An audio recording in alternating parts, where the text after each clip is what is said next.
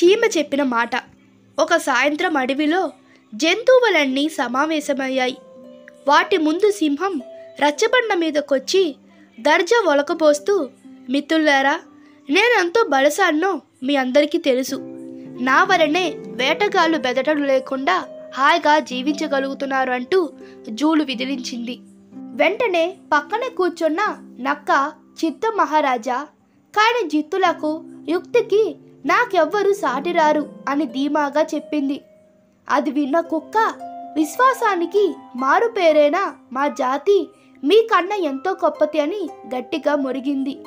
ఇంతలో లేళ్ళు, కుందేళ్ళు అందంలో, పరుగుల్లో మీరెవరూ మాకు సరిరారేరు అంటూ చిందులేశాయి. వాటి బడాయి చూసిన నెమళ్ళు సృష్టిలో మా అంత అందమైన ప్రాణి లేనే లేదంటూ పురువిప్పి నాట్యం చేశాయి. పలుకులు మాత్రం మా చిలక జాతికే సొంతమంది చిలకమ్మ. ఇలా అక్కడున్న అన్నీ తమ తమ గొప్పతనాన్ని చెప్పుకుంటున్నాయి. ఇంతలో ఒక చిన్న చలిచీమ, మహారాజా, నన్ను ఒక మాట చెప్పనిస్తారా అని వినయంగా అడిగింది.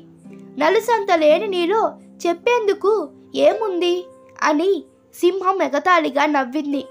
మహారాజా, శ్రమ, పొదుపు, ఐకమత్యం విషయంలో మనిషి అల్ప ప్రాణులైన మమ్మల్ని ఆదర్శంగా తీసుకున్నాడు.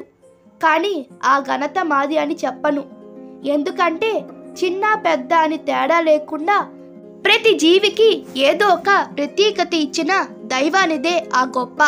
అందుకే మనం అనవసరమైన గర్వం, అహంకారం ప్రదర్శించకుండా మా భావంతో సామరస్యంగా బతకడమే మంచిదని నా అభిప్రాయం. ఇదే నేను చెప్పాలనుకున్నది అనేసి వెనుతిరిగింది. ఆ మాటలు విని అక్కడ ఉన్న జీవులన్నీ తమ అవివేకానికి సిగ్గుపడ్డాయి. చీమ చిన్నదేనా పెద్ద మాట చెప్పిందని అర్థం చేసుకున్నాయి. అప్పట్నుంచి ప్రగల్భాలు మానేసి కలివిడిగా బతకడం నేర్చుకున్నాయి. ఈ కథ మీకు నచ్చినట్టయితే మీ అభిప్రాయాలు కామెంట్లో తెలపండి. Please like, share and subscribe to my channel. Thank you.